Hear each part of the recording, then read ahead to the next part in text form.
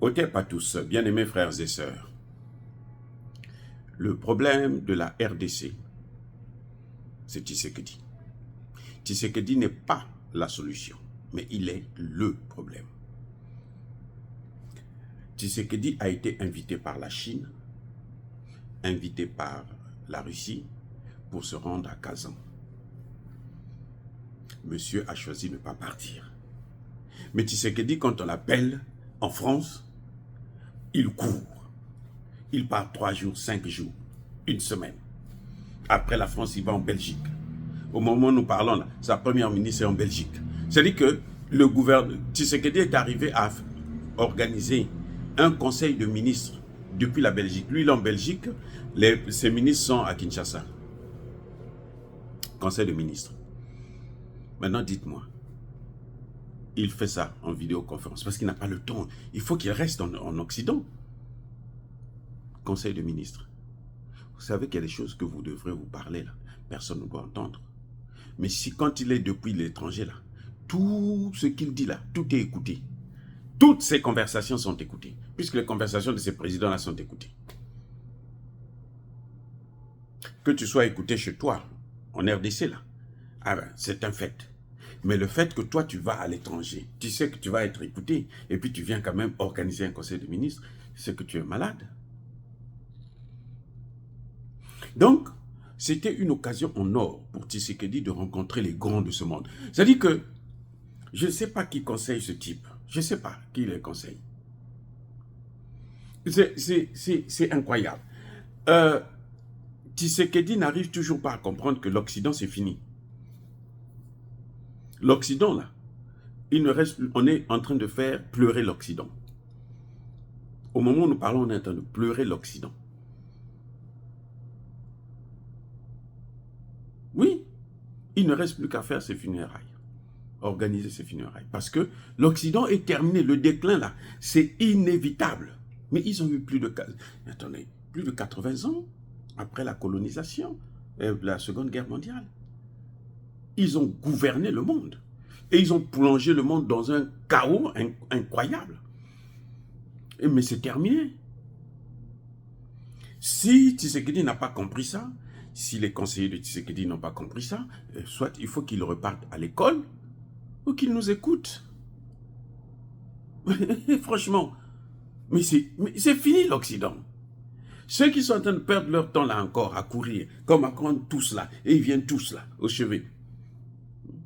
Quand il y a des attentats en France là, ils viennent pleurer. Des chefs d'État africains pleurent. Parce qu'il y a eu attentat en France. On a vu ça.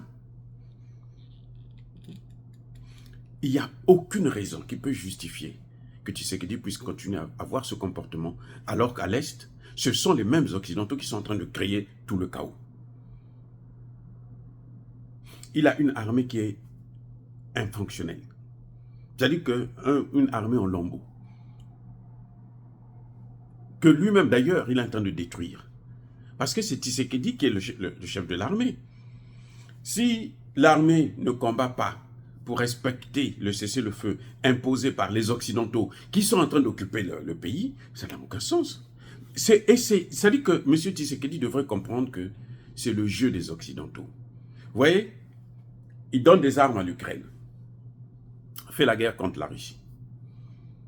Ils interdisent à la Russie de coopérer avec l'Iran, de coopérer avec la Corée du Nord. Oui. Ils donnent des armes à Israël, attaquent le Liban, attaquent la Palestine, attaquent l'Iran. Ils interdisent à Poutine de donner des armes à l'Iran, d'aider l'Iran. C'est-à-dire que quand ils te tapent, ils te disent non, il ne faut pas te défendre. On caisse seulement les coups.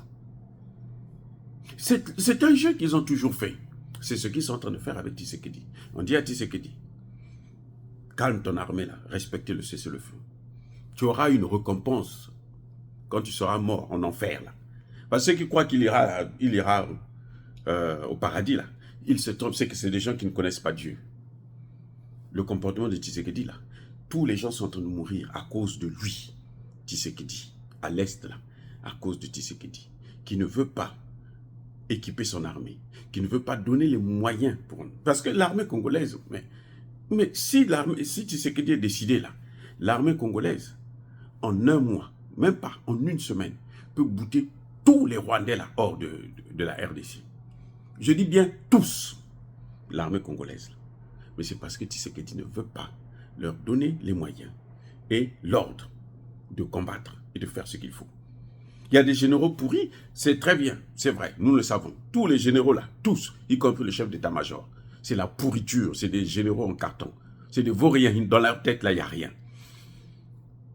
Quand c'est comme ça là, vous laissez les généraux là dans des bureaux, va prendre des capitaines, des colonels, même pas des colonels, des capitaines, des lieutenants, ils vont vous faire un travail formidable.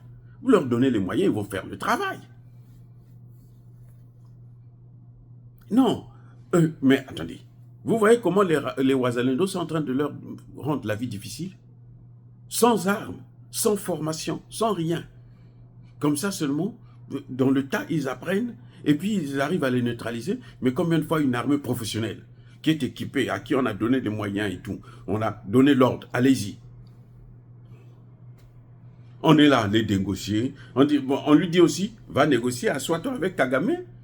Comme ça, bon, ben, écoutez, si vous êtes tous des, hein, comme on le dit, des hommes et des hommes, Yango na Yango, ben, faites-le devant tout le monde et puis on va voir. Non, mais c'est incroyable de jouer avec les gens comme ça. La solution du problème, aujourd'hui, l'Afrique a une alternative. Aucun pays africain ne peut continuer à subir si il ne veut plus être esclave ou colonie. Aucun. Parce que nous avons une alternative. Les BRICS, là, c'est une alternative économique. La Russie, c'est une alternative militaire et sécuritaire. Si vous ne le faites pas, c'est que vous-même, vous ne voulez pas. C'est ça le problème. La situation en RDC, là, à l'Est, là, elle ne cesse de s'aggraver. Les Ouazalendo ne peuvent pas faire face à une armée de l'OTAN. Ils essayent de faire le mieux qu'ils peuvent. Ils les repoussent. Ils les envoient en enfer, hein, au repos éternel, nombreux, même des généraux rwandais. Mais ils ne peuvent pas faire cette guerre à la place de l'armée. Ils ne peuvent pas faire ce que l'État ne peut pas faire. Ce que l'État devrait faire plutôt. Ils ne peuvent pas faire ça. Ce n'est pas possible. Donc ils seront essoufflés. Dieu merci que jusque-là, ils tiennent le coup. Ils tiennent le coup. Ils se battent. Mais ça ne peut pas continuer comme ça. Ça ne peut pas continuer comme ça. L'économie va de pair avec la sécurité. Quelle est cette théorie de dire oh, on va développer l'économie et d'ailleurs on ne voit pas où est le développement? Vous croyez que les Chinois vont venir investir là où il y a l'insécurité? Au pire des cas, ben, tu prends Roubaïa, tu vends ça aux Chinois, bon, venez exploiter les matières premières à Roubaïa. Maintenant, les Chinois eux-mêmes, ils vont assurer la sécurité pour chasser les Rwandais, puisque eux, ils ont acheté à l'État. C'est-à-dire qu'il y a tellement de solutions que Tshisekedi ne veut pas. La seule chose qui compte pour lui, c'est aller en France. Aller. Là, ce que vous voyez là, Tshisekedi est en train d'attendre qu'il y ait un nouveau président, que Trump vienne. Dès que le nouveau président va être élu là, vous verrez que Tshisekedi sera le premier à venir ici aux États-Unis. Parce qu'il croit que la solution, c'est aux États-Unis. Les États-Unis sont aux abois. C'est le déclin total. Je dis bien le déclin de l'Occident. Qu'est-ce qu'ils doivent faire? Les pays africains, là, il faut les maintenir dans la même situation. Il faut les maintenir. La seule chose qui peut les sauver, c'est ça. C'est pour ça que vous voyez la France est en train de mettre des milliards. Elle n'a pas d'argent. Mais elle prend quand même des milliards. Elle demande, allez-y, déstabiliser le Sahel. Parce que nous, il faut qu'on récupère ça. Mais bon, Dieu merci, c'est en vain. Et le seul endroit là où il continue à prospérer, c'est au niveau de la RDC. Parce que là, Kagame est toujours le roi. Le roi Kagame.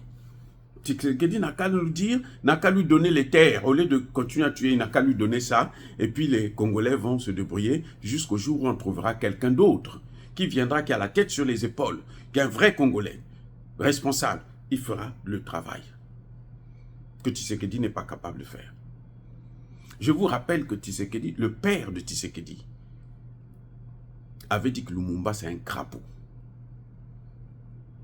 Vous comprenez, non? Vous voyez maintenant ce que ça veut dire? Lumumba c'était l'ennemi numéro 1 des Occidentaux. Et lui, il soutenait les Occidentaux. Vous pensez que le fils, il va faire quoi? Dites-moi, le fils va faire quoi? Il fera la même chose. Ça va de soi, les gars. Ça va de soi. Arrêtons d'être naïfs. Tshisekedi n'est pas la solution. Tshisekedi est le problème. L'opposition n'a rien compris. C'est pour ça que vous voyez que ça ne peut pas marcher. Parce que les opposants, là, eux-mêmes aussi, là, c'est pire encore que Tshisekedi. L'opposition congolaise, là, c'est pire que Tshisekedi. Donc, cette situation, nous allons encore l'attendre pendant longtemps. Vous avez déjà entendu qu'ils ont récupéré une seule ville importante. Ils récupèrent quelques petits villages ici. Mais là où il y a vraiment les... Non, ils ne récupèrent pas. Parce qu'ils ne veulent pas. Parce que Tshisekedi ne veut pas. Tshisekedi demande à son armée d'observer le cessez-le-feu que Joe Biden, qui est là en train de dormir tranquille à la Maison Blanche, a instauré. Joe Biden, il n'est jamais venu au Congo. Hein. Mais il dit non, mais faites le cessez-le-feu là-bas. Le jour qui va vouloir faire la guerre, bon, faites maintenant la guerre. C'est quoi ça? C'est incroyable, incroyable. Et Tshisekedi a une alternative. Et il fuit. Il va aller inaugurer un bateau, je ne sais pas quoi, dans tel Kisangani, ou je ne sais pas où. Ça fait pitié. J'ai pitié. J'ai pitié de nous.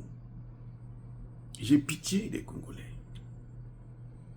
De tomber, même Mobutu, qui était un dictateur, qui était l'ami des Occidentaux, il n'était pas aussi bête, vraiment stupide que Tshisekedi. Et tout le gouvernement, pareil. Il n'y a personne dans le gouvernement qui peut dire que non, cette affaire-là, ça doit... Il compte sur, vous savez quoi? Tshisekedi compte sur la Cour pénale internationale. Les gars, un fou, un idiot. La Cour pénale internationale va arrêter la guerre parce qu'elle va poursuivre X, elle va poursuivre Y. Cette Cour pénale internationale, on l'a vu en Côte d'Ivoire, elle a poursuivi Gbagbo, après il n'y a pas eu de suite, elle est incapable d'émettre un mandat d'arrêt contre Ouattara. On fait croire que non, il a l'immunité présidentielle, ils ont fait déjà ça. Poutine a l'immunité présidentielle. Vous ne savez pas ça? Attendez. Poutine est moins important que Ouattara, qui n'a rien fait de bon dans son pays, qui est en train de détruire le pays, le vendre. Donc Tshisekedi ne peut pas compter. Il va prendre, non, nous on fait partie maintenant du Conseil des droits de l'homme. Et ça apporte quoi au Congo? Dites-moi, les populations de l'Est là, ça leur apporte quoi? Conseil des droits de l'homme, ça leur apporte quoi? Ça leur apporte quoi? Dites-moi. Parce que c'est un pays, ce n'est pas un individu. Moi, je sais que je vais aller travailler parce que je vais avoir un peu d'argent. Mais un pays, quand tu dis, bon, je rentre dans telle institution, là, c'est parce que je veux apporter la paix dans mon pays. Je veux apporter à manger dans mon pays. Je rentre dans les BRICS, là, parce que j'aurai de l'argent. J'aurai des prêts à taux réduit, avec moins de conditionnalité. Voilà. Je ne serai pas obligé de privatiser tout ce que j'ai. C'est ça, un pays. Mais ce n'est pas rentrer aux droits de l'homme, vous allez faire quoi? À l'ONU, le secrétaire général de l'ONU est là. Il est là à Kazan, hein? Il est au BRICS. Le secrétaire général de l'ONU, il est là à Kazan. Si Tshisekedi était là, il pouvait le rencontrer là-bas aussi. Cette fois-ci, devant Xi Jinping, devant Poutine, devant Moudi. Il aurait même honte de ne pas dire, bon, explique-nous qu'est-ce qui se passe là-bas pour ce pays. Il aurait honte. Mais c'est ça la coopération. On ne part pas n'importe où. On ne part pas en France se faire humilier tout le temps. Chaque fois que Tshisekedi s'est rencontré avec Macron, Macron l'a humilié. Chaque fois. À Kinshasa, à Paris 2 fois. Kinshasa 1 fois. Chaque fois qu'ils se rencontrent en tête à tête, invitation de Macron ou de Tshisekedi. il s'asseye là. Macron passe son temps à l'humilier. Et il continue, quand même. Vous allez voir, quand on va encore l'inviter là, il sera le premier. Vous avez entendu sa ministre de la coopération? Il dit que non, c'était bon. Macron a rattrapé le tir. Mais il a déjà dit ce qu'il avait à dire. C'est tout. Le reste là, c'est du pipeau. Quand tu as déjà fait du mal à quelqu'un, si tu lui demandes pardon, tu vas guérir sa plaie avec ton pardon? Non, ça ne sert à rien. Oh les amis, soyez bénis, abondamment bénis par le Dieu des Kémites et par nos ancêtres évangélisés. Vive l'Afrique éternelle. J'ai dit et j'assume.